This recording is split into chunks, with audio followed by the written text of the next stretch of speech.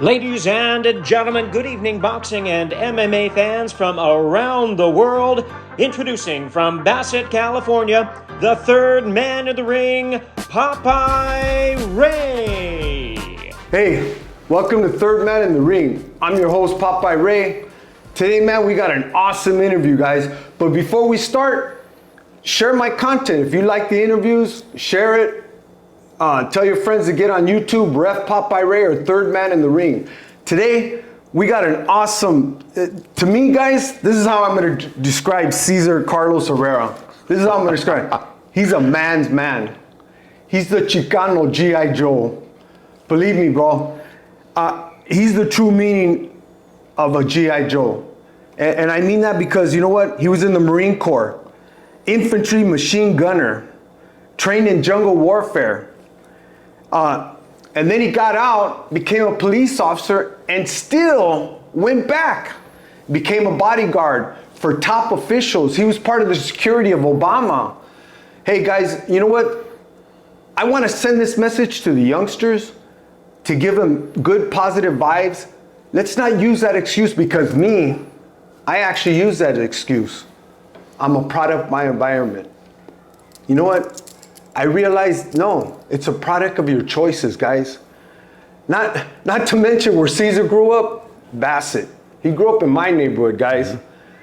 On a funny side, I'm definitely gonna tell the homies, how did you let this guy pass through us, man? You know what I mean? How did you let these guys pass? But you know what, guys, on a serious note, I am so proud of Cesar, and I'm sure you've seen him ringside. He was a bodyguard for Oscar de la Hoya. So you know what, guys? I want to give him a warm welcome, Cesar Herrera. Thank you very much, Ray. I appreciate that intro, man. Thank you very much. You're awesome. Appreciate it. What do you got going today? How's life going today, Cesar? Life's great. Life's great. You know, honestly, I've been blessed. You know, we all have our ups and downs, but you know, I've been blessed. You know, you touched on something in regards to the youngsters and not using, you know, hey, I'm a product of my environment, stuff like that. And the one thing that my father always used to tell me when we were growing up in La Puente was expand your horizons, mijo. Expand your horizons. And that always stuck with me all the time. And so when I graduated from high school.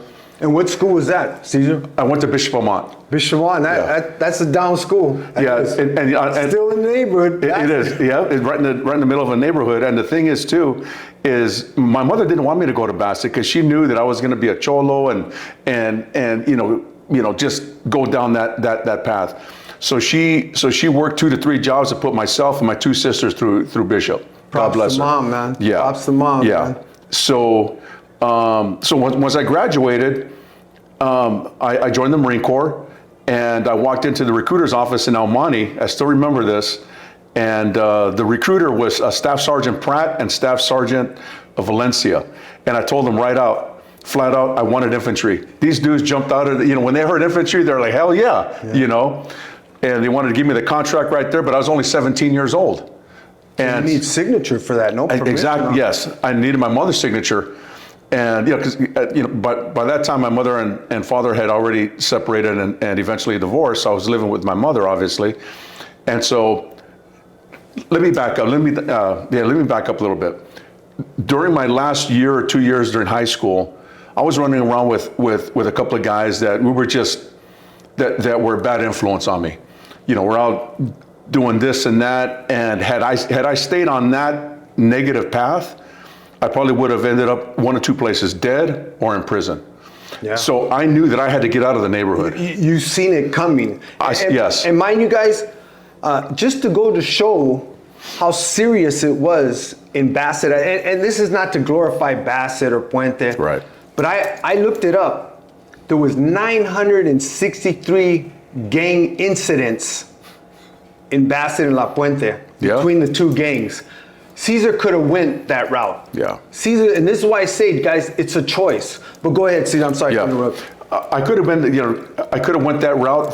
I mean, thank God that I had a strong Mexican mother. I mean, she put her foot down, gave me a lot of love, no matter how big you were. It didn't matter. It didn't matter. That's right. I feared my mother. It was a lot of tough love in the house that she gave me. So I'm going down this wrong path. I saw it, and I can see it coming. And so I decided to join the Marine Corps.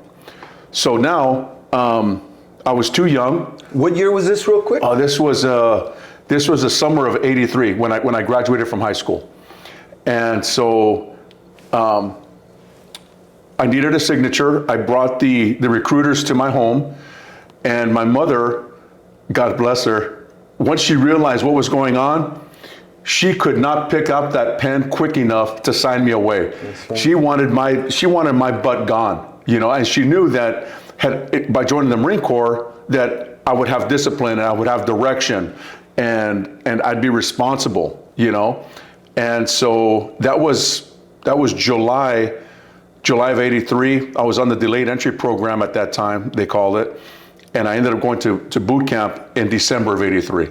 So I was home for a couple of months after I signed. Yeah. I was getting in shape, running, doing all this other stuff, and preparing myself. And then I went to boot camp. And a funny story real quick about that. The day that I left, my recruiter picked me up and took me to what's called the MEP station in LA, right? Uh-huh. Down there in the Crenshaw district. And there was hundreds of us that were going to the Air Force, the Army, the Marine Corps, you know, everywhere. And my parents, both my mother and father, and my sisters were there. Mine was the only family that was there, okay, seeing me off. Latinos for you. Yeah, exactly. And, you know, but the funny thing is, the reason why they went, my mother went, is because she wanted to make sure that I was getting on that bus going to San Diego. That's right. You know? And so, so to make that long story short, towards the end of the day, all of us get on all these different buses that are parked on the street, and I make my way down to San Diego, you know. Later on, I find out that night, my mother and my sisters went back home, cracked open a bottle of champagne, and celebrated because I was gone.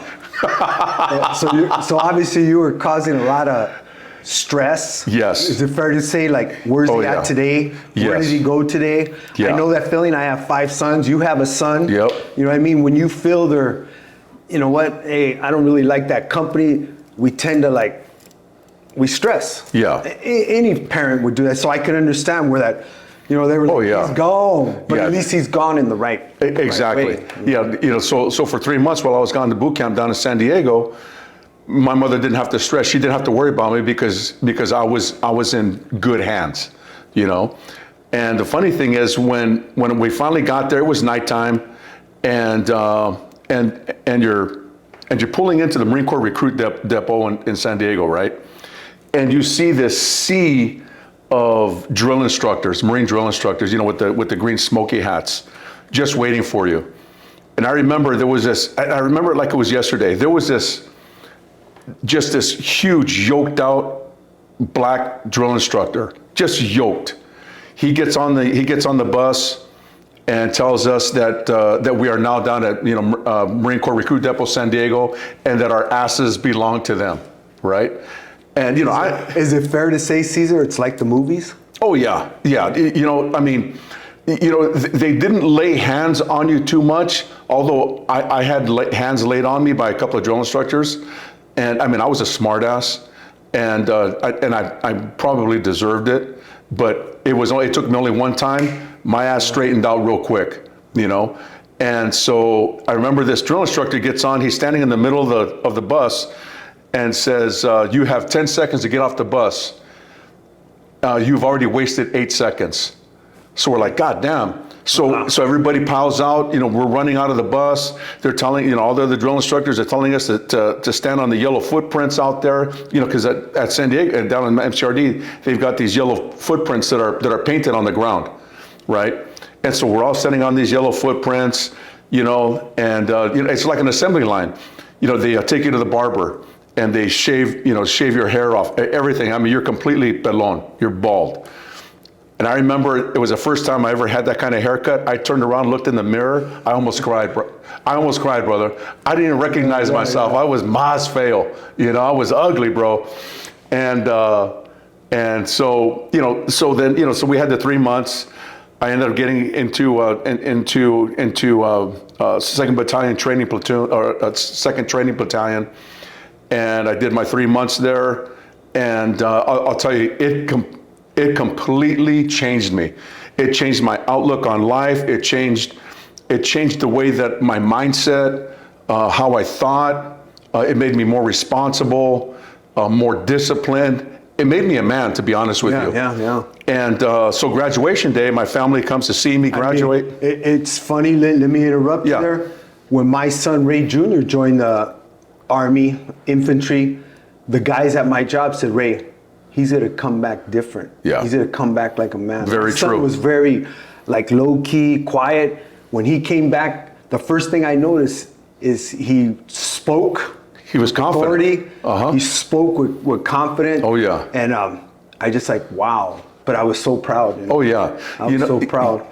But was the training hard though? It was very hard. I hear Marines are like, that's the elite training, bro. It's no joke.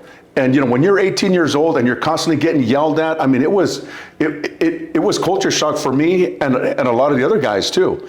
You know, because I never had a grown man yell at me constantly like that day, nighttime. You know. And you know, telling us what to do, when to go to bed, when we can use the bathroom, when we're going to eat.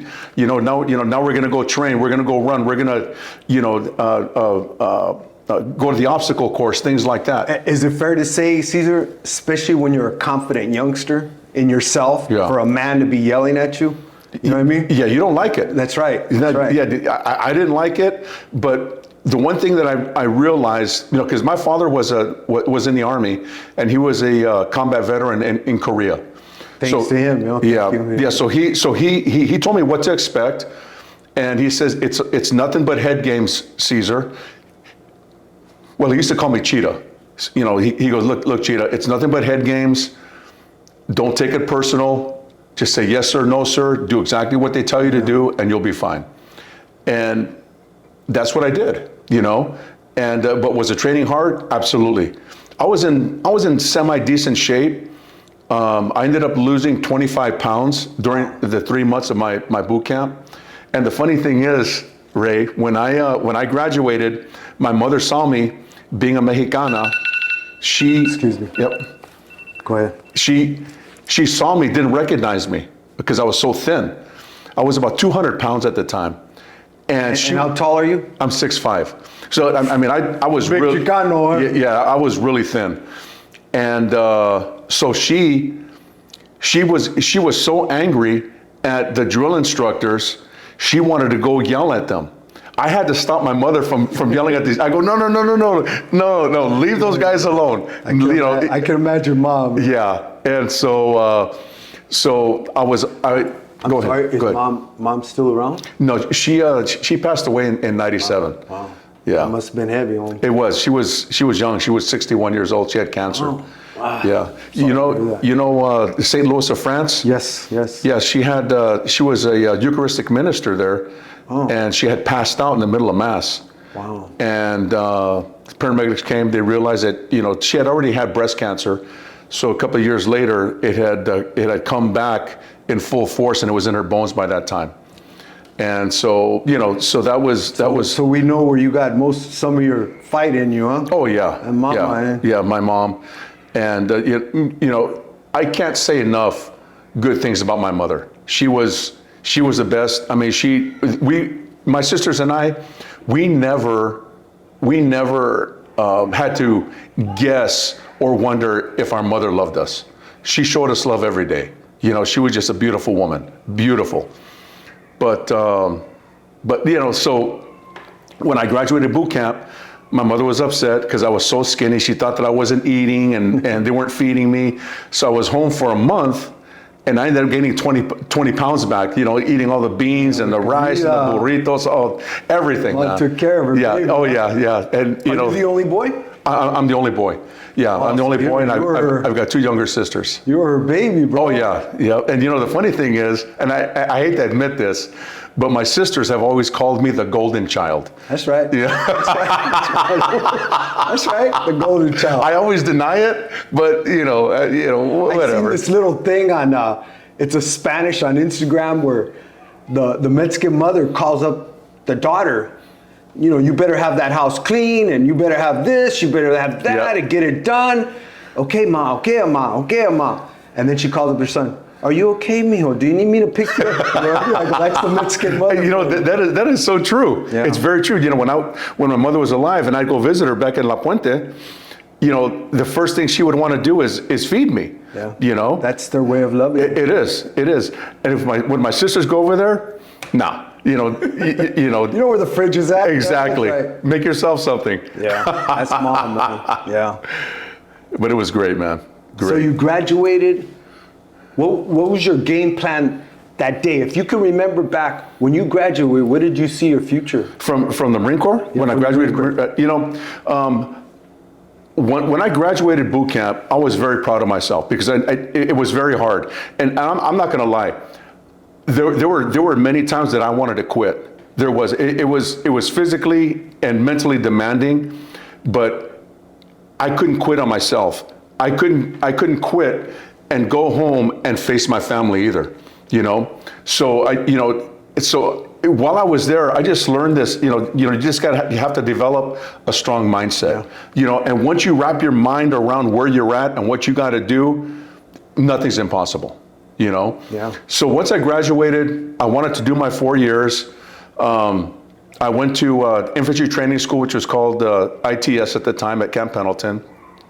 That's where I started learning about weapons and machine guns and things like that. And from there, my first deployment, my first duty station was Subic Bay, Philippines.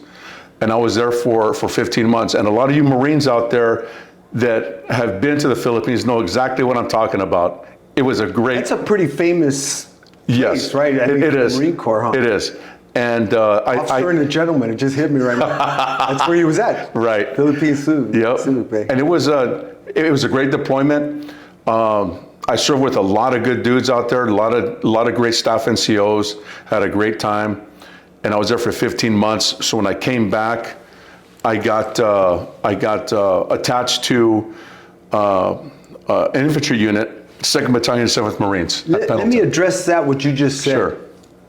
You said you served with a lot of good guys. Mm-hmm. I notice amongst you Marines, the Army, and I even clown the Navy. I clown them. Sure. It's a brotherhood. It is a brotherhood. And this is where, tell these kids, Cesar, that you put all that effort into gang activity, you can have that same stuff in the military. Absolutely. You know, I understand about gangs and wanting and needing a familia like that. I completely understand that. I saw that. I grew up with it. When I was a cop, I saw it too. And Cesar knows firsthand. Mind you, I'm not proud of what my homeboy Leonard did. But where's Leonard, my homeboy? Where is he at now?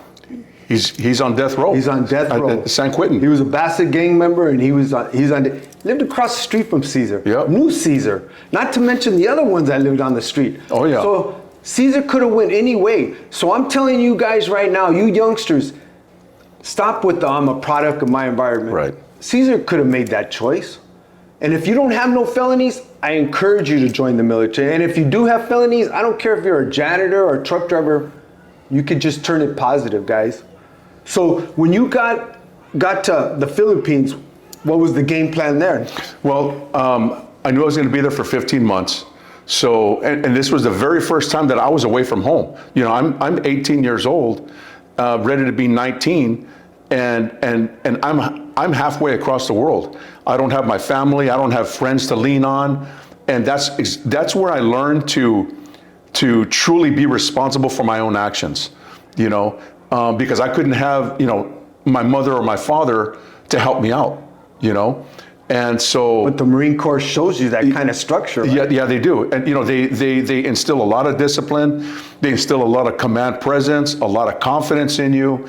And so thank God that I had those elements in me. And I've said this before, and I'll say it again. Some of the best times in my life were in the military. Yeah. You know, and that even includes from the Philippines to the time that I was deployed to Iraq.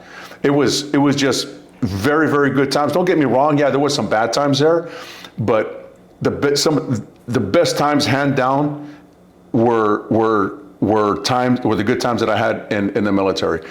And if you've never been in the military, you might not understand it. But I don't. But real quick story on my part. When I was in youth authority, I got a chance to go to fire camp, and it was a military fire camp. Yep. Oh, Cesar, I just loved it. Yeah. I loved it. A lot of structure and discipline, right? Oh my God, I made it up to sergeant. Okay. I just loved it, and my stupid butt, when another stupid got into words, Somebody got in a fight, and they sent me back to the institution. I hear you. But I understand that structure, and I just go, now I see why these guys like the Marine Corps, the Army, the Navy, the Air Force. The structure was just, and like you said, it's a camaraderie. Yeah. And you really feel like brothers, man. Yes, I mean, it's a brotherhood. And another thing that you realize too, and I realized this when I was in boot camp too, is that you're going through the same thing that 120 other guys are going through too. They're experiencing the same thing. They're feeling the same thing. And so you're not alone, and that actually makes you stronger, And so when I went to the Philippines, I did my 15 months there. I did a lot of traveling throughout the Philippines because I wanted to see that culture. I went to Manila. I've got a great picture. Back in the day, back in the 80s, you might remember this, when Playboy, they had all the Playboy clubs all over the world. Okay. Right?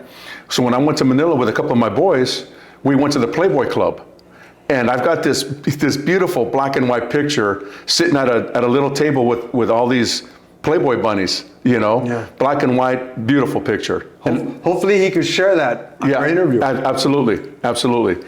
And so I left there. I got redeployed back to the States after 15 months, and I got sent back to Camp Pendleton, and I was with 2nd Battalion, 7th Marines, and with a weapons platoon, and I was home for a month, and I got deployed back to Okinawa, okay? And so I was there for 6 months, and we did a lot of training there. That's where I went to jungle environmental survival training school out in the jungle for a week.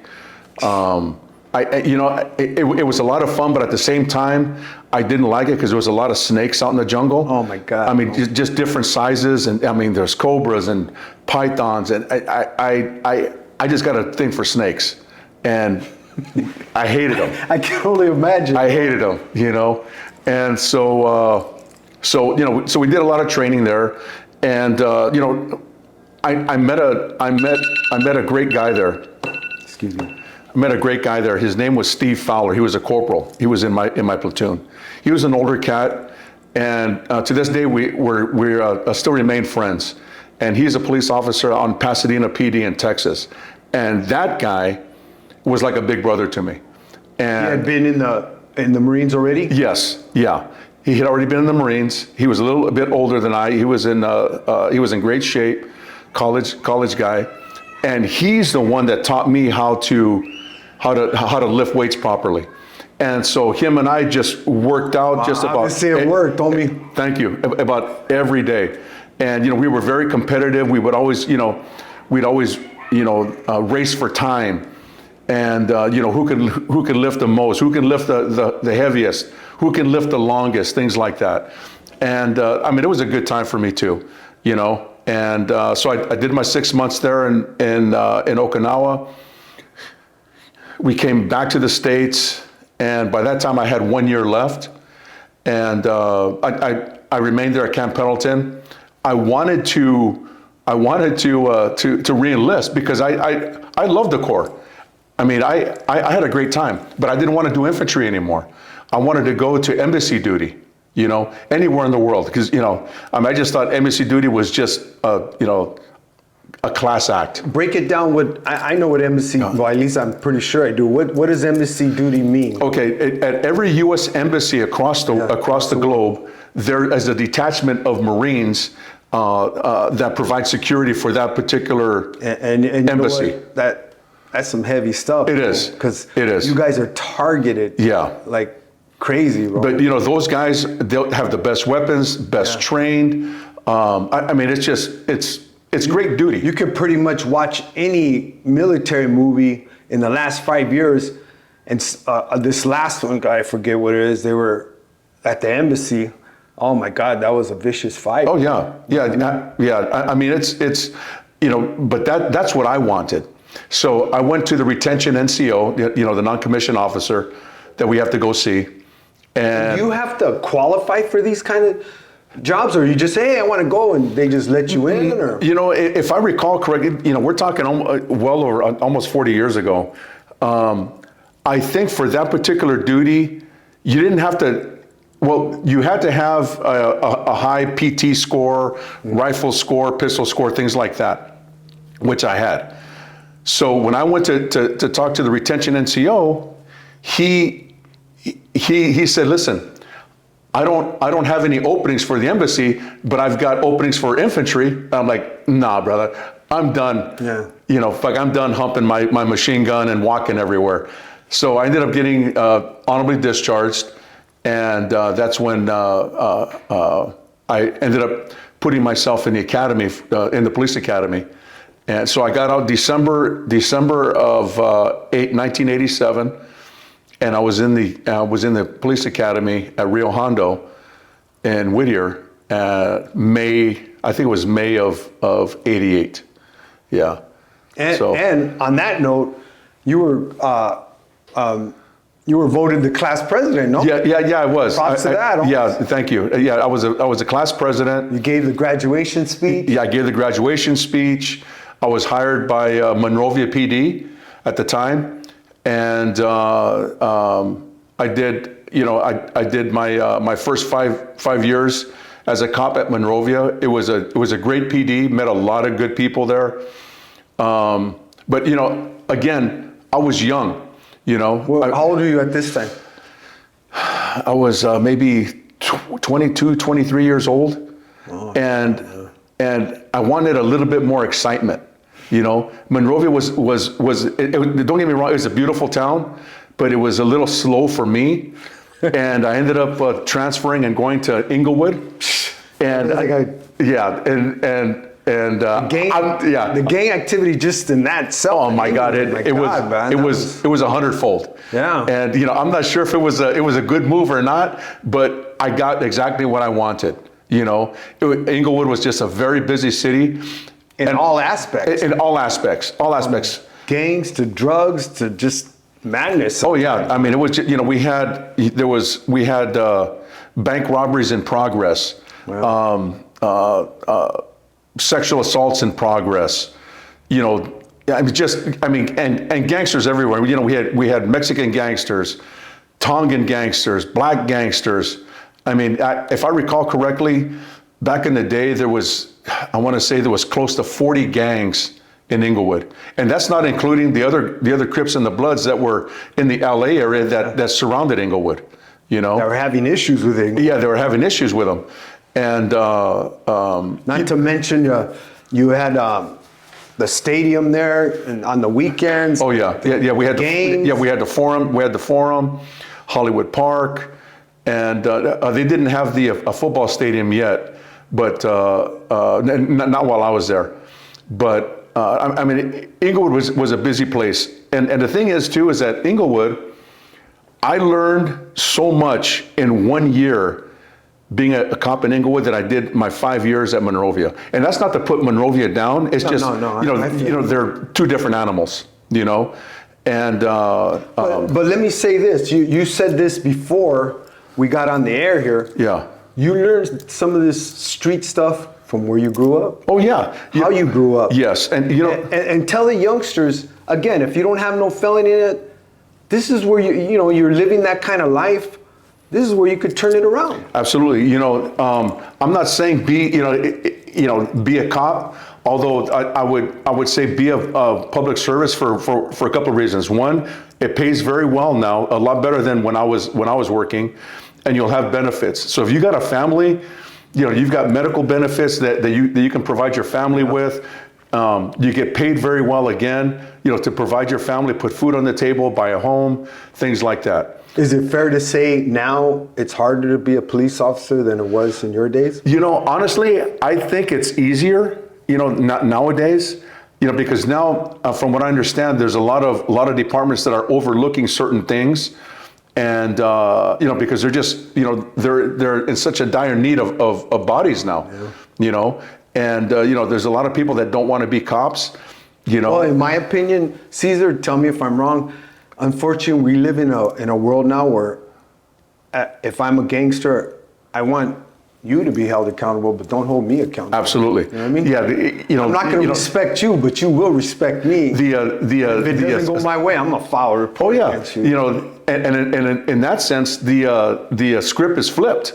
Where now don't get me wrong, cops were always held accountable per se, but nowadays it's even more so. I mean, there's body cams. Everybody's got a camera now. People won't get involved as far as physically to help a victim or the cops if they're getting their butts kicked or something, but they'll be quick to put out their phone. And I mean, in my opinion, there's a war on law enforcement, and that's unfortunate, because it just seems to me, just by looking at all the crime going on, that criminals they're not afraid of the police like they used to be. And they're not afraid of the consequences either. Yeah, and that's a big deal right there. Because if you knew what the consequences are and knew you were going to get hammered, you might think twice about doing something. And honestly, Cesar, I think I told you, when I was young, involved, I've had two stays in prison, 2 in youth authority, 2 in camp, I don't know how many juvenile halls. When we didn't have respect, we did have respect for law. Yeah. And you know what? Let's be honest, bro. There was times when the cops saved my butt. Yeah. We were overwhelmed by Puente or Omani, and they just drive up. We didn't say it then, but you'd say, man, if they didn't drive up, thank God, right? We got our butt handed to us. Oh, yeah. And you know what? And let's be honest. You saw a weak cop, you were disrespectful. Absolutely. And when you seen a firm cop, he treated you well. Yeah. He gave you respect as long as you gave respect. You know what I mean? Absolutely. It's funny that you mentioned that, because another thing that my father taught me, and that I took with me on the job, and that I still use today, is you give everybody respect. It doesn't matter if they're rich or poor, black or white, they're Latino, what their title is, where they are in society, what their station is. Because everybody wants respect, whether it's a woman or a man. And I used that when I was a cop. And you touched on it earlier. When I grew up in La Puente, and I grew up with a bunch of gangsters on my street. And when I was a cop, I had the lingo down. Yeah. So I could get away with talking to gangsters, black and Hispanic, with their language. And they'd recognize that too. They recognize it right away. So they knew that, okay, you know what, Officer Herrera, he's been around this kind of environment, Whereas if you had another cop that tries to talk the lingo, gangsters know right away, he's a fool. Stop it. Stop it. Yeah, stop it. You're not fooling anybody. And on that note, Cesar, and tell me if I'm wrong or right, a bad cop will get found out eventually. Absolutely. He'll hang himself eventually. Yes. You know what I mean? Yeah. I mean, I've worked with bad cops, and me personally, I stayed away from them. Now, don't get me wrong. If they needed backup, I'd be there in a heartbeat. But I would stay away from them because I knew what their mentality was, what they were like, and so forth and so on. I mean, there was a couple of instances where I'd roll up on a call, backing another officer up, and they were getting a little out of hand, too use of force, or excessive use of force, I should say, and I'd have to pull them off, And actually saved them. Yeah, saved them. Yeah. I didn't say anything, but I would save them from killing somebody and going to prison, And no, don't get me wrong. I get losing your temper and things like that, but being in law enforcement, you are held to a much higher standard. Yeah. People, you might not realize it, but people, whether they're gangsters or not, they have you on a pedestal. And once you fall off that pedestal, it's very hard to get back up there, man. Yeah, they lose respect. They figure it's a you and me now. You know what I mean? Exactly. And once you lose respect, brother, it's very hard to get back. Hey guys, I want to give a shout out to my sponsors. One of them is Black Widow Investigations Legal Services. Tell them Popeye Ray sent you. Their phone number is 818-599-3613. Black Widow Investigations. Hey, want to give a shout out to my sponsors, Herrera Towing. Did you know in 2023, they were the top towing service in the Inland Empire, and they serve all of Southern California. But I want to give a shout out to Herrera Towing. You need them, tell them Popeye Ray sent you. But at the same time, he's venturing out. He's opening up his own sports bar, and it's going to be called Ringside Bar. It's not open yet, and keep your ears open for the grand opening day. It's going to be in Lake Elsinore. They're going to have boxing, MMA, but the bar is shaped like a ring. That's crazy, guys. The bar is shaped like a ring. Keep your ears out for the grand opening. It's going to be in Lake Elsinore. They're going to have food, alcohol, the whole thing, man. A DJ. They're going to have boxing, MMA, football, baseball, every kind of sport. But check them out. That's going to be Herrera Towing, and they're owner of soon to be Ringside Bar. We want to also thank our friends at Kelstar Roofing. Kelstar Roofing specializes in residential roofing, installing concrete roofing tiles and composition asphalt shingles. They have been serving the Inland Empire for over 31 years. Call on Kelstar Roofing for all of your roofing needs. So this is one of my new sponsors, Quick to Drop. This is for all you drivers that are looking to make good money. First of all, everybody wins. 92% of the money goes to the driver, 8% to Quick and Drop. Check this out, guys. So let's just say you're in San Diego and somebody needs a pallet in Los Angeles. Pallet of cement in San Diego. You bid on it, you pick up that pallet, drive it to San Diego, and there it is there, you get paid. It's on the app, Quick to Drop. Check it out, guys. Check it out. And again, if somebody needs a ride, you're in San Diego, somebody needs a ride to LA. You bid on it, 92% of that money goes to the driver, 8% goes to Quick and Drop. Please check this out. This is one of my new sponsors, Quick to Drop. Check that out, guys. It's crazy you say that. When we were young, we got shot at. My homeboy got shot.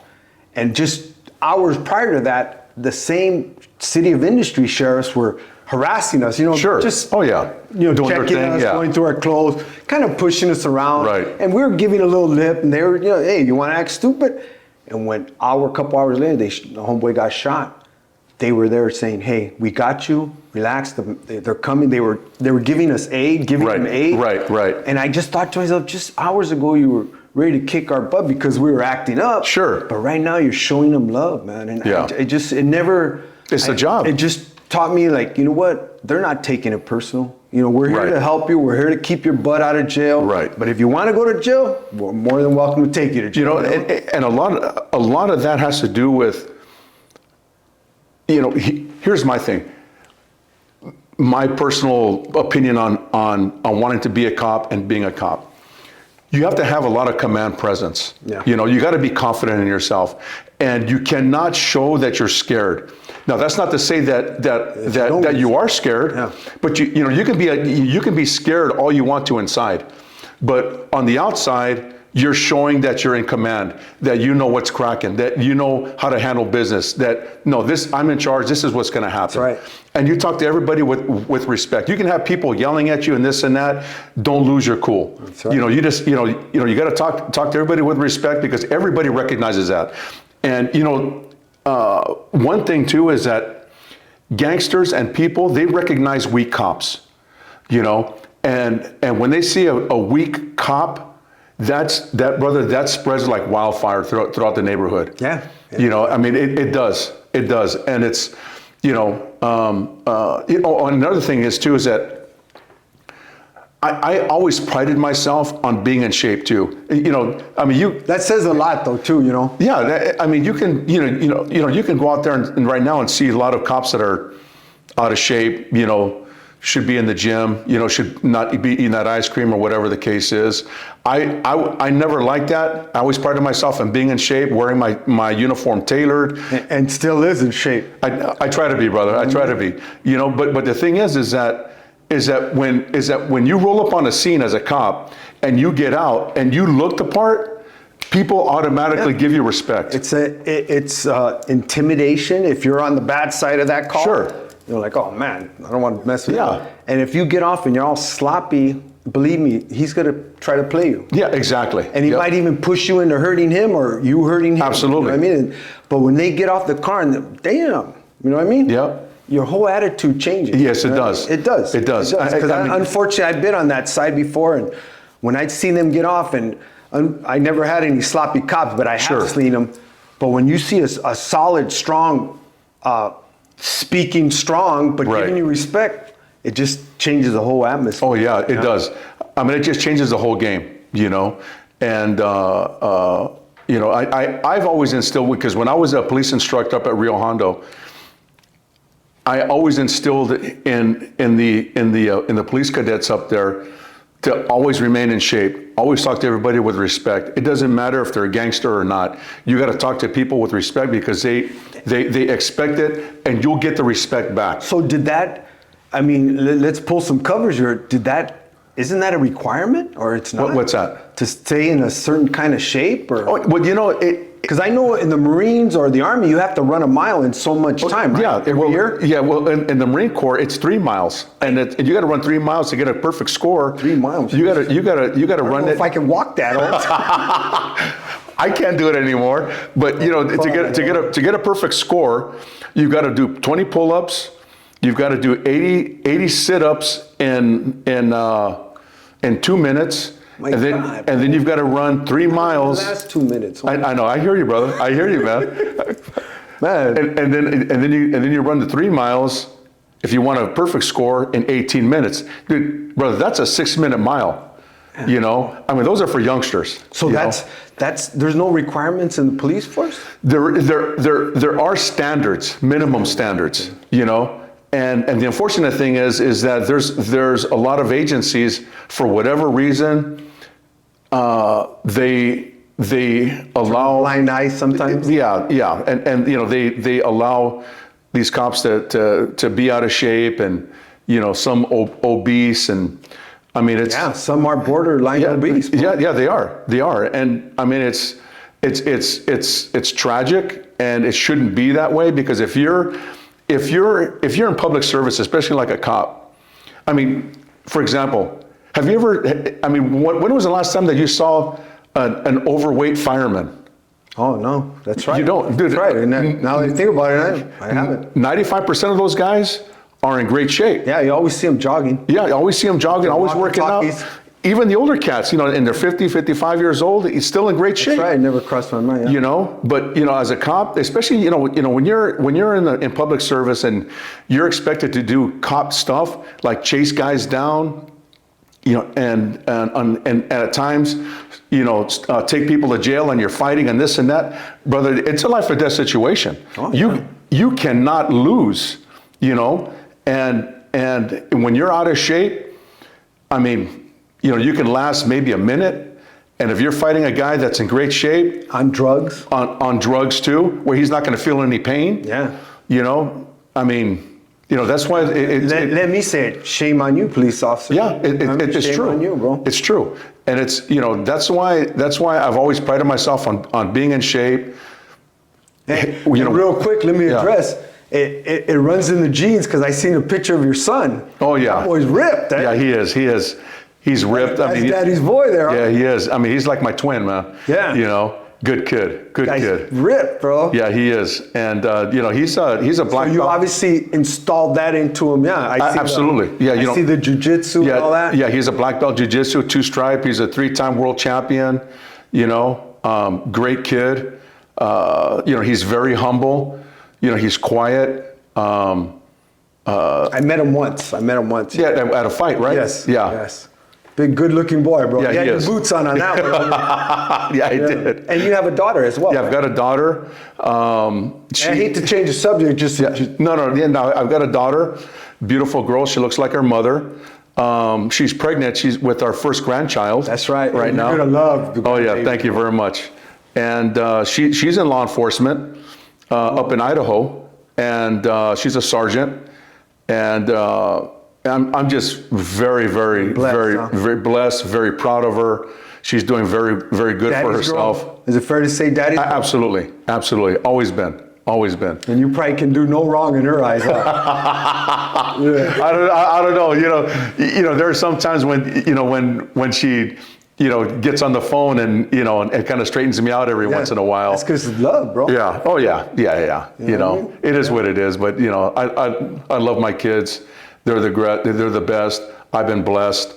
I've never had any issues with them at all. Yeah. Their mother and I'm glad that we raised them right. And props to the wife as well. Yeah, absolutely. Props to her.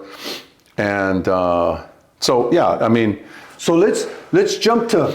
So now you're a police officer. Where did why did you go back? You went back and became security to top political figure. Oh, okay, yeah, okay. So what happened was I was missing that brotherhood in the Marine Corps. It was always. It was always in the back of my mind, because like I told you. Yeah, you tried to. Yeah, I didn't want to get out. I wanted to go to embassy duty, and I would have extended. I would have signed another enlistment, but I didn't want to do infantry anymore. And it was either that or get out? Yeah, it was either that or get out. So I got out and became a cop. And so in 1999, I tried to get back in the Marine Corps, and they made me take the PFT test. Now, at the time, I was in great shape. I was about 34 years old. I was just going to say 30. I was about 34, and I was a lean 240 pounds, and I ran to 3 miles in 21 minutes. So I was running a 7-minute mile. I mean, I was moving. I knocked out the max push-up, the max sit-ups and the max pull-ups. So I had that going for me. However, I was over the max age to get back in the Marine Corps. I thought it was 40. No, that was the Army at the time. Oh, okay. So I want to say the Marine Corps was 27 or 28 at the time, okay? And so I needed what's called an age waiver from headquarters Marine Corps. So the recruiter submitted all the information, and I waited a year, and unfortunately a year later, I ended up getting this letter of rejection that I was not granted the age waiver. So I still wanted to join. Did that hurt, Cesar? It hurt because I love the Corps. Yeah. And I guarantee you that was 99. If it was in 2000 after 911, I know they would have snatched me up real quick. Yeah. There would have been no issues. But as luck would have it, I still wanted to join, and I ended up joining the Army National Guard. And I was posted out here in Santa Ana, eventually in, oh God, what's that? There's a little base over here, in Los Alamitos. Mm-hmm. And while I was a police instructor at Rio Hondo, there was a guy there who was a chief warrant officer in the Army National Guard. He was a special agent with Army Criminal Investigation Division. He recruited me into that unit. And a little bit about CID, they're all federal agents, just like FBI and Secret Service, DEA. And so he recruited me into that unit. So I transferred from the original unit that I was in Santa Ana, got to the CID unit in Los Alamitos. And because it was a law enforcement position and a federal agent position, I had to fill out this huge application process that I went through, and I had pretty much a background check. Yeah, it was a thorough background check because I also had to qualify for a top secret or an above top secret clearance as well.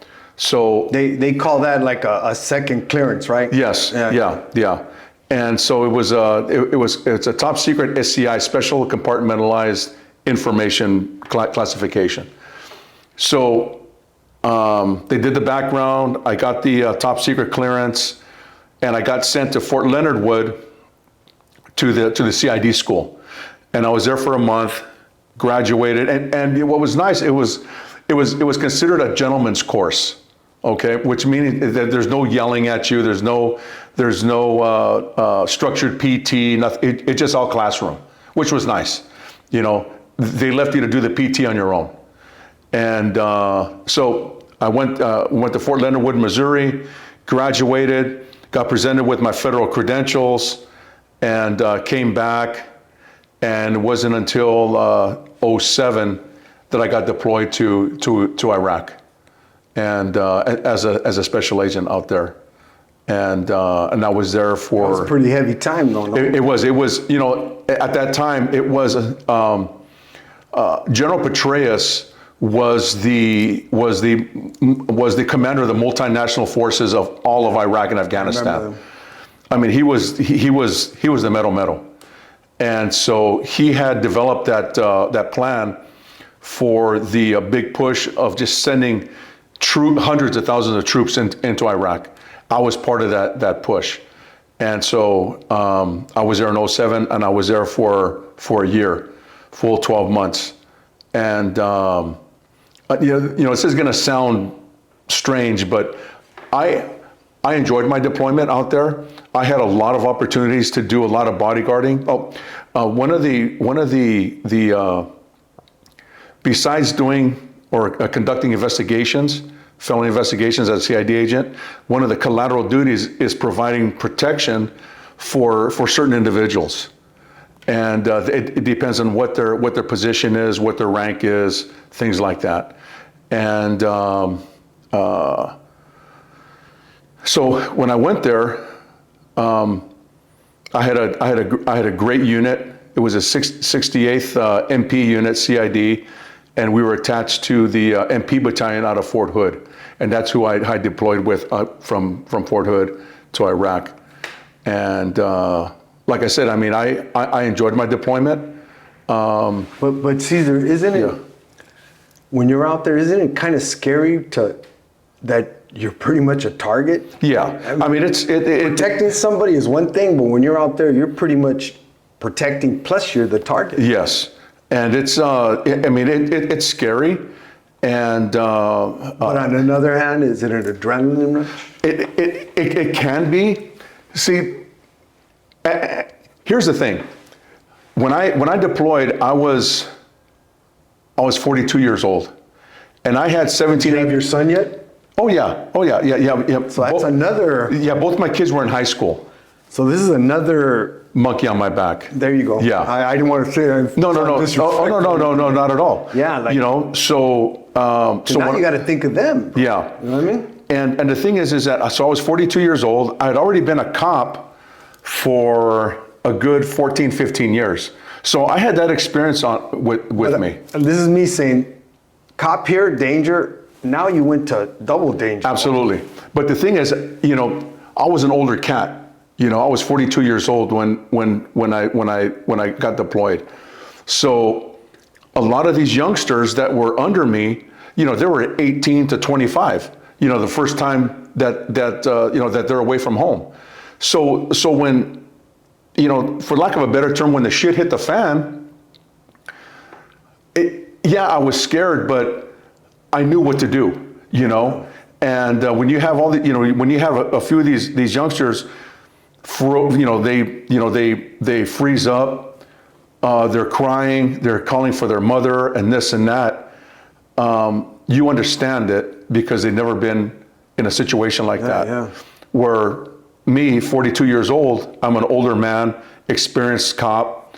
It didn't bother me as much. Yeah, it was dangerous, don't get me wrong, and I was afraid. Anybody that tells you they weren't afraid in combat is a liar.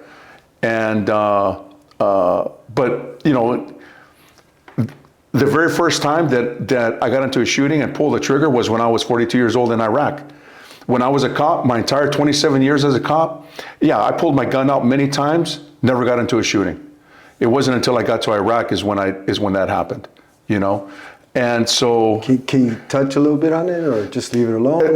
In Iraq? Yeah. I mean, you know, there was some there was a situation I'll talk about.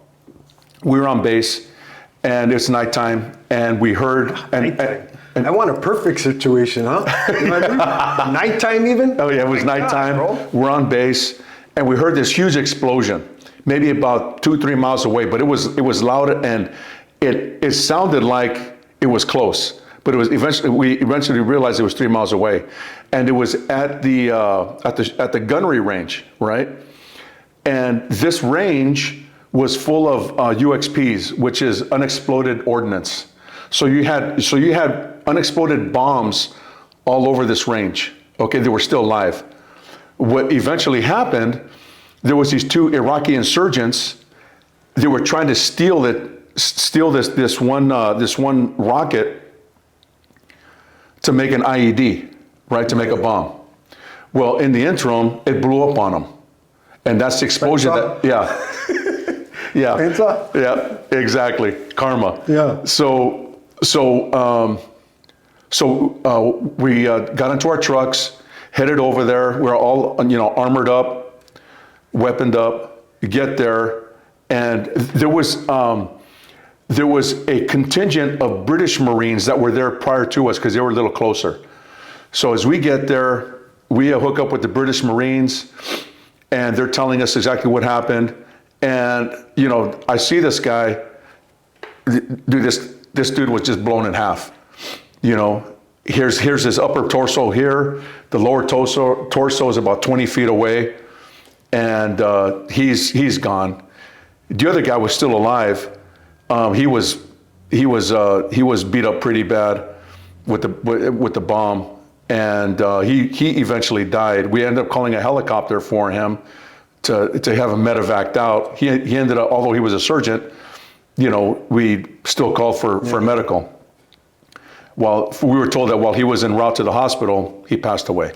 And I mean, it was obvious. I mean, he had lost a lot of blood, and I mean, his body was mangled. You know what I mean? But I mean, that's just one incident. And another incident I'll get into real quick. And this is what really, really got me thinking, because seeing all that death and destruction over there, and see what people do to each other's, I told myself that I would come back here 10 more times so my kids couldn't come there. You know what I mean? And I would much rather put myself on the line than have my kids come over there and possibly get hurt or killed or maimed. And let me say that on guys. You know what? I think it's God and men like this, and I'm not blowing smoke, that gives us the right to act the way we act.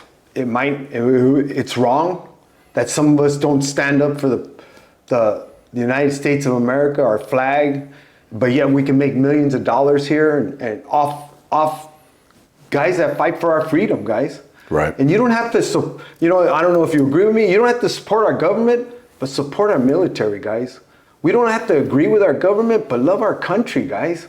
I mean, I am so blessed. My son went to the Iraqi War. You fought.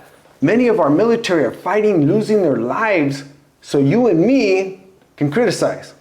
So you and me cannot stand up for the Pledge of Allegiance. So you and me can just be spoiled ass brats.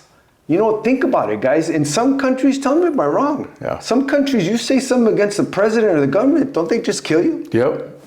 Or you're not seen again. You know what I mean? Yeah. Come on, you're picked up off the street and dude, you're gone.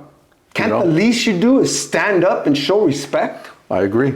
Can't you just at least stand up and show respect, guys? And a little patriotism. Hey, thank you. Yeah. You know what I mean? And again, guys, we don't always have to agree with our government. I mean, but our military people, they're losing their lives for us, for me and you. I'm sorry for interrupting, but I just felt I had to say that, man. No. You know what I mean? I appreciate it. And I'm grateful for you guys. My youngest son is in the military now. He went to Poland. He's in the army, but you know what I mean? We gotta show respect, guys, for our country. We might have our issues and a lot of things we want different, but we live in the best country in the world. If I can capitalize on what you said too, I agree with you 100%. You might not like the current government or the current administration. I don't, but I will always love this country, and I will always support our military. Yes. Always. I'm a very patriotic person. If you follow me on Instagram, you know that I'm very patriotic. I've been patriotic, my entire life. My father was a Korean War vet. All his brothers were World War II vets, all of them. And a kid growing up, talking to all of them, talking to my father, I wanted to be like my dad. I wanted to join the military, and I knew that from an early age that I wanted to be that kind of man, to follow my dad, follow my uncles, to serve this country. And this is why I say, youngsters, it's choices. Let's not use that excuse of I'm a product of my environment. I used to say the same thing, but you know what? If I could turn back the clock, I would have loved to go to the military. You know? Yeah, it's about choices. You know, you got to make. You got to make good choices, man. You know, and we all know what's right and what's wrong, what's good and bad. Exactly. You know, it's all about good choices. You know, you gotta pick the road that you want to go down. Period. Yeah. So Cesar, let's jump ahead now. Okay. So, what's this bodyguard stuff, man? Okay. And you know what? Are you related to that? What's that little guy, that MMA ref? What's his name? Yeah, Mike Beltran. Mikey? Yeah, he's my first cousin. Mike Beltran, the MMA. Yeah, the one with the big brocha. Yeah, the big brocha. Yeah, he's my first cousin. Yeah. That's my little cousin. That's right. Yeah, his dad, my tío Miguel, and my mother are brother and sister. Okay. Yeah. Because you know what, bro? Our raza don't grow as that big. I know they don't, man. What happened there, bro? You know, my dad was Mexicano, but he was born in Minnesota, grew up in Idaho. But his parents, the milk over there or something, or what? I don't. You know, his parents were my grandparents were from Mexico. I'm not sure what part of Mexico, but my grandfather was a big man too, because my father was big. He was 6'4", 250, and all my uncles, his brothers, they were all over 6 feet too. You know, 200, 220 pounds. They were all big men. And my mother, you know, she was a Mexicana, you know, about 5'4", you know, beautiful. But they're the oven. They're the oven of this, bro. Yeah. You know, I mean, you know, I can remember, you know, a really quick story about my mother. When I became a cop, I gave her my little business card. Okay. The cop business card? Yeah, my cop business card. Yeah. And she stapled it behind her driver's license. That's right. So one time she's driving down Francisquito, right? She's driving down Francisquito and not paying attention, obviously, and she blew the red light at Amar, right? That's right there, my neighborhood. Yeah. That's it. And she almost T-boned a sheriff's black and white. Right. So they lit her up, pulled her over, and my mom being my mom, you know, because she was just very proud that I was a cop, right? Just really proud. Amen. I would have too. Huh? Yeah. So when they walk up to her, you know, they ask her for her driver's license. Well, she pulls out her license, but with my business card up, you know, facing them. Yeah. And so they look at it, see that I'm a cop. And God bless them. They didn't give her a ticket. They let her go. That was obviously industry. Industry sheriffs. Yeah, you know they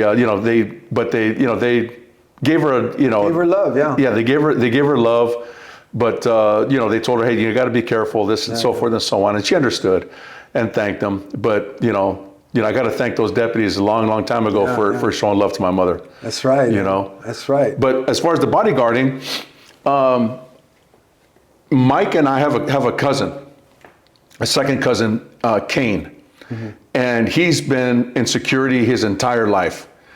And my cousin Kane started me in security back in 1999 when I was still a cop. And I fell in love with protection, with security. And so I did a lot of that on the side when I was a cop. And so when I was a CID agent in the military, when I was back in Iraq, I was providing security for those celebrities that were part of the USO tour, that were touring the combat areas in the Mideast.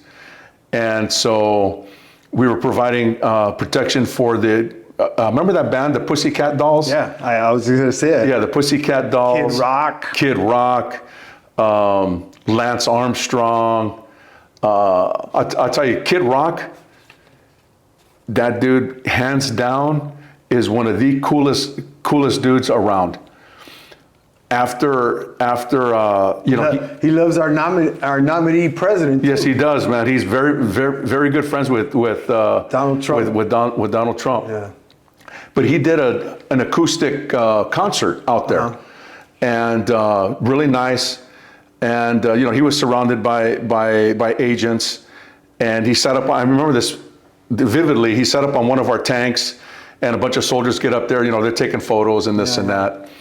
And so later on, we're in what's called the green room, and he and I shared a moment and smoked cigars together, and he was just a down dude, And part of that tour, at the time, was a quick story. Was the current Miss America, okay? Mm-hmm. She was there, and she was all over Kid Rock, but at the time, Kid Rock wasn't really giving her any love. Yeah.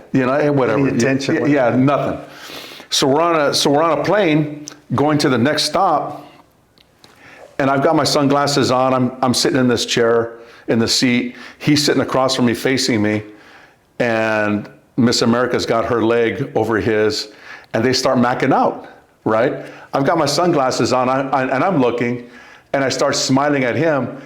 He looks at me as he's making out with her, and smiles and gives me a thumbs up. That's right. Yeah. Very, very cool cat, man. Yeah. Cool cat. So, anyways, I retired from law enforcement in 2015 from Inglewood PD, and my wife and I start a security company. Oh no, let me back up. And in early 2016, I get a phone call from a friend of mine that I worked with at Inglewood, and she was a detective. Well, her cousin was a producer of courtroom TV. Okay. I was going to bring that up right now. Okay. And they were looking for new talent. They wanted a Latino as the bailiff. So they're talking, and her cousin asked her friend, "Hey, do you know any tall Latinos that for this part?" She goes, "Yeah, I do." So she gives me a call and says, "Hey, Cesar, are you interested on being on TV, being the new bailiff for this show?" And I'm like, "Yeah, sure, why not? Something new." She goes, "Okay, here's a number. Give my cousin a call." All right. So I give her a call, Patricia. Very, very nice lady. It was a quick phone call. She goes, "Yep, show up Monday morning. Bring a little resume and a head." What judge was that? This was the verdict with Judge Hatchett. Judge Hatchett. And when I seen him on there, I go, I know that guy. Yeah, clean shaven, short hair. Yeah. And so I showed up Monday morning with a headshot, a photo, and a resume. And brother, I showed up to this warehouse where they filmed it in Culver City, and there was like 500 other dudes there, right? Oh, was that right? Black, for the same? Yeah, for the same role.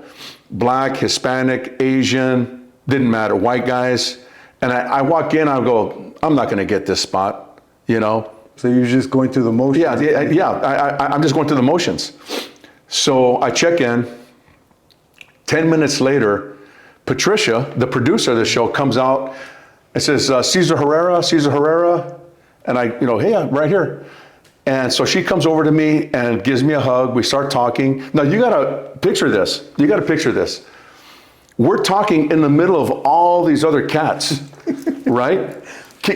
Carrying on a conversation like we know each other. Yeah. And I'm thinking to myself, does she realize what she's doing? Yeah. What the dynamic here is?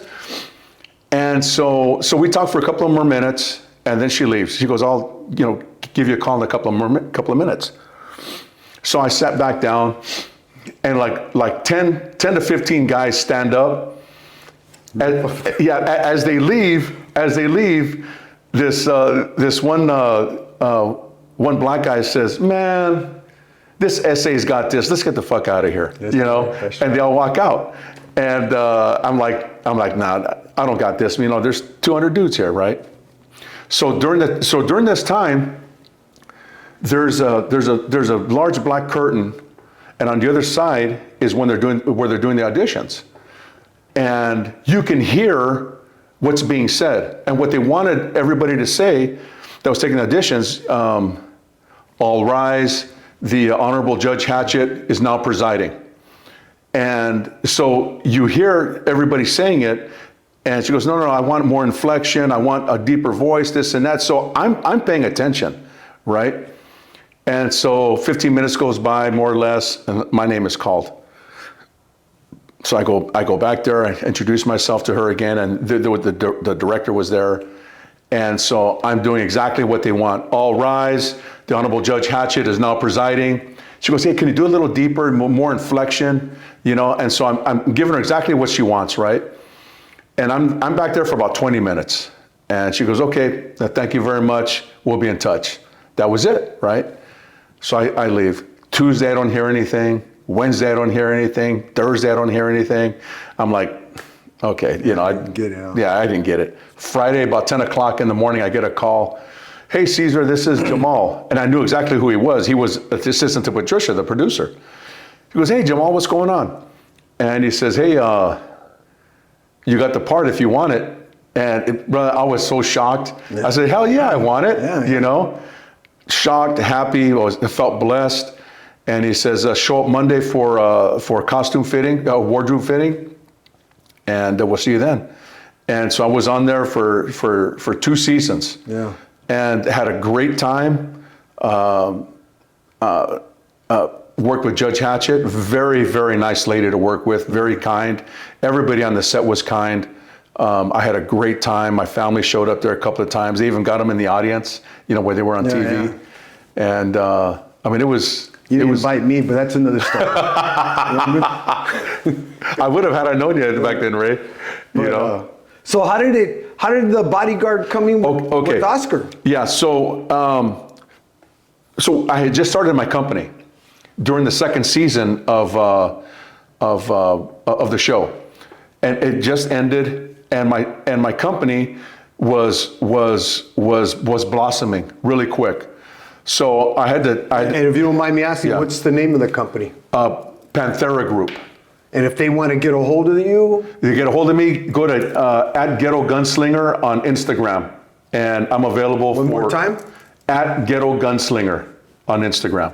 All right. And go ahead though. Yeah. So my company was blossoming, and I had to tell the producers of the show that I couldn't do it anymore because I had to give attention to my business. Too much work coming out? Yeah, it was too much work. So I had this client up in the Hollywood Hills on Mulholland Drive. He was a big a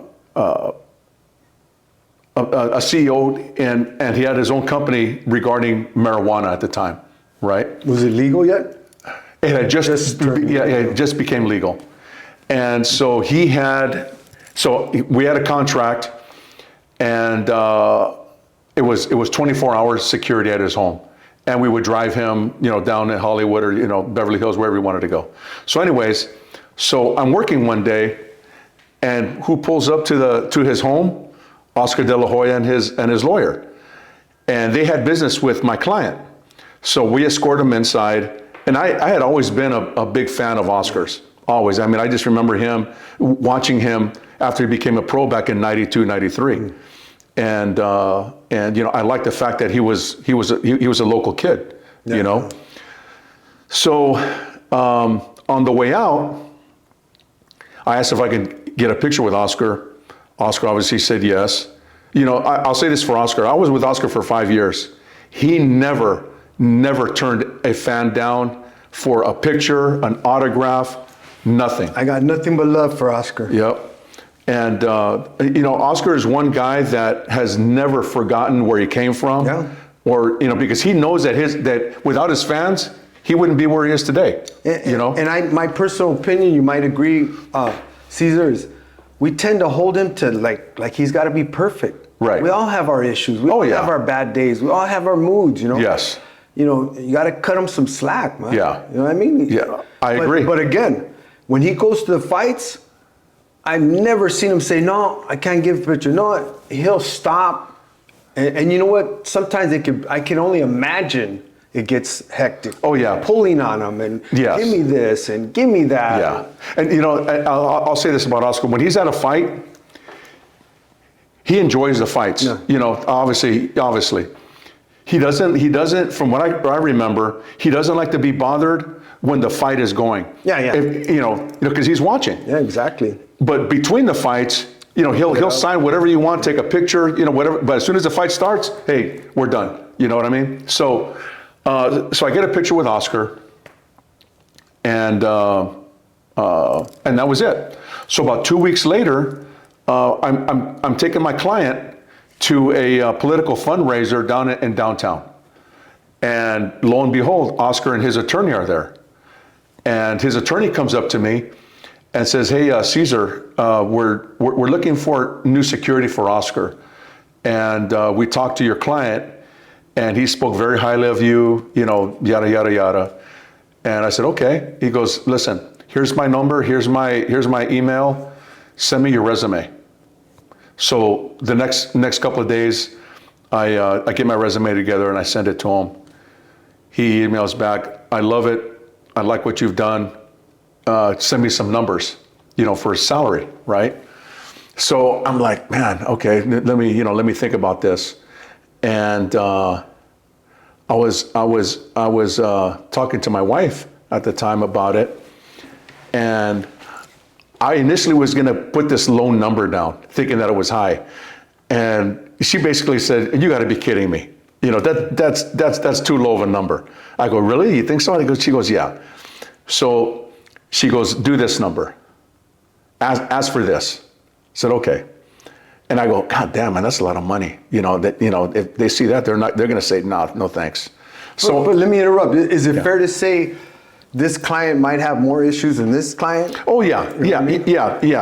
I mean, you know, you're going to have clients that where where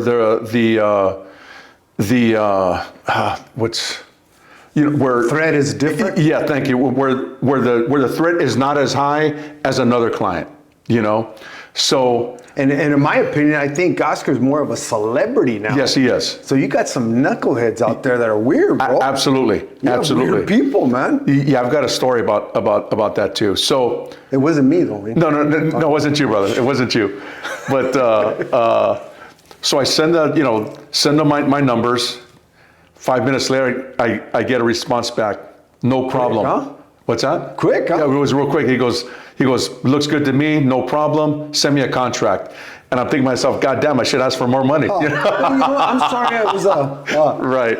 So what's that, typo or? Yeah, it was a typo. Yeah. So put another zero there, bro. Yeah, another zero. So we sent them a contract. They signed, and I was with Oscar for 5 years. You know, and let me tell you, fans, and again, not blowing smoke. You got close to Oscar, you could see Cesar right there. And you know what? I've known him for a few years now, and he'll break bread with you, talk with you, but you could tell when he's working. Yes. You got that face on, bro. I was on point. That's right. You're on looking point. at all angles. You're looking at everybody, not just fans. Right. You're looking at everybody. Everybody. Bro. Yeah. And I seen that. And I seen that, and I noticed that, and take my hat off Thank you for that. So I was with him for 5 years. I was all over the world with him. We went to England, Thailand, China, Mexico a bunch of times, Cabo, Cancun, and always had a great time with Oscar. It was never a dull moment with Oscar. He's got good people around him. I've got to give props to his assistant chief of staff, Marilyn. Oh yeah. She is one of the coolest ladies around. Yeah. Very, very cool lady. Love that gal. And we got pretty tight. When I was working there. And very, very, very capable gal. Very capable. Yeah. And so this incident. When Canelo was still with Oscar, it was fight week in Vegas, and Oscar is walking through the crowd and shaking hands and taking pictures and autographing gloves and T-shirts or whatever the case is.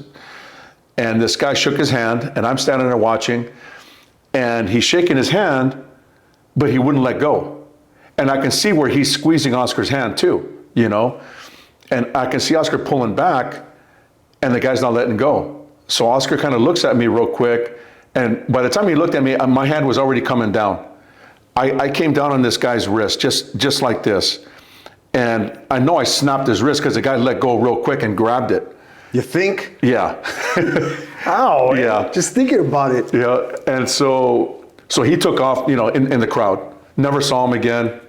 But, you know, that was the only incident that I recall that, you know, where I had to do something, you know. Is it fair to say, Cesar, you got to be ready for anything and everything? Absolutely. Absolutely. You know, but I will tell you this, and I think it helped me even as a cop. I think that my size and the confidence and command presence that I have helped me out tremendously with a lot of people that might be thinking about doing something. Oh yeah. But they didn't, just because of my presence there. Oh, you know. Well, again, just the present, the way you're in shape, the way you carry yourself, you feel the vibes, bro. Yeah. You feel the vibes. Yeah, absolutely. The only way I think somebody that doesn't feel the vibes is they're not right in the head. Absolutely. But, yes. But then again, that's where you're on top of things. Exactly. On top of things. You know.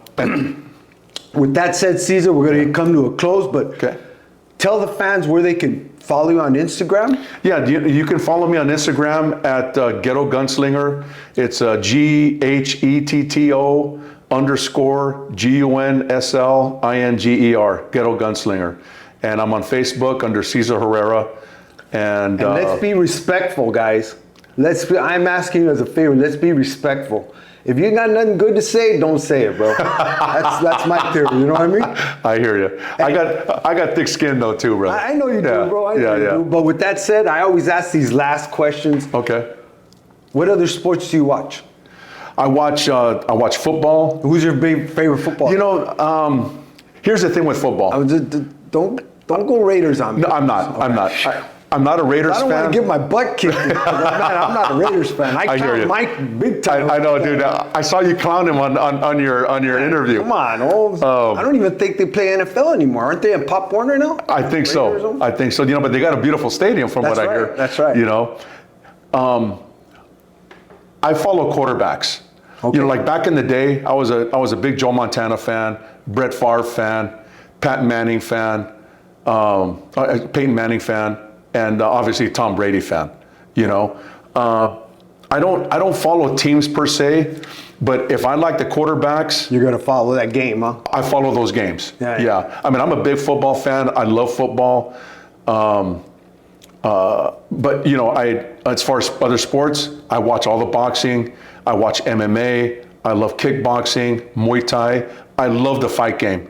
And you know, I can't speak on fighters now. Yeah. But when you were growing up, who was your best fighter? Oh man, you know, I mean, Oscar was one. Oscar. Julio Cesar Chavez was another. Senior, right? Yeah. Senior. Legend, bro. Oh yeah, big time legend. And Mike Tyson, and I like Lennox Lewis too. Yes, Lennox. You know, Lennox was good. You know, mine was Alexis Whale. Great fighter. Him, great fighder. Great fighter. He was. Yeah. Absolutely. How about baseball?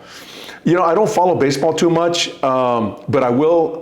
You know, like World Series, I'll watch it. You know, especially if the Dodgers are in it. Yeah. You know, or the Angels.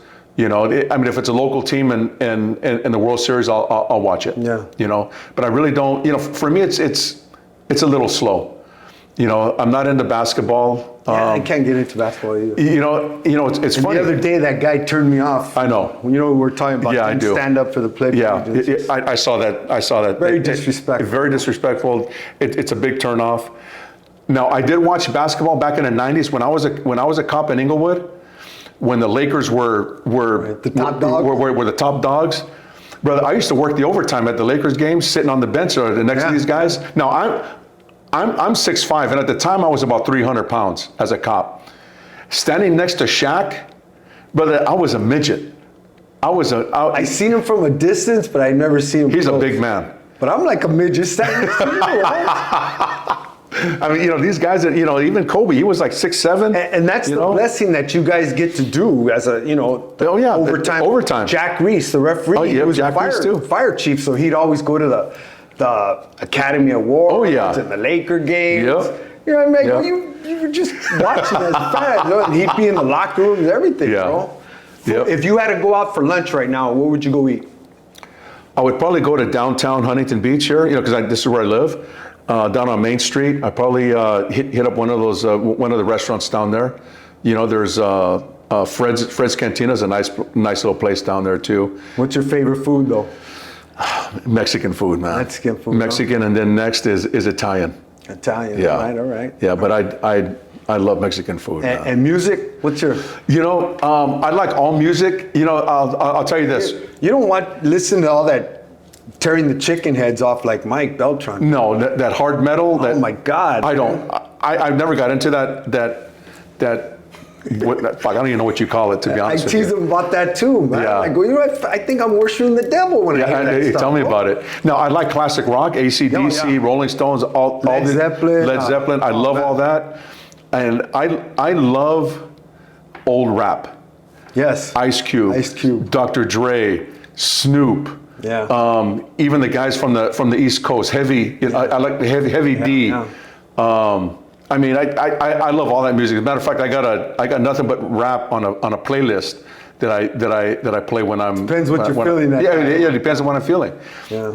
And I was never in the country until just before I got deployed to Iraq. Remember the little iPods? Yeah. My daughter was in the country, and she loaded my iPod with nothing but country. Brother, that's all I listened to. Daddy. Yep. That's right. And that's all I listened to when I was in Iraq, when I was in country. I love country too. And I fell in love with country. I love country music. Love it. Tell me if I'm wrong, but is it a thing amongst the cops though? Because it seems like a lot of the cops go to these country concerts. It is. I got an Ontario, my nephew, Brandon Resendez, the Ontario PD. Man, they were deep at a country. I was checking, do I have any warrants or what? Right. Well, I think it's for a couple of reasons. One, the music is really clean. Yeah. It's really clean. It's motivating as well. It's motivating. It tells a story, and it's like rancheras in a way. Yeah, kind of. And the women that go to these country concerts, they're not bad looking, man, either. So, but I think it is a thing with like firemen and cops. Is a country music. So. Well, with that said, Cesar, I just thank you for coming on, bro. Maybe in a year or so we'll have another one, bro. Absolutely.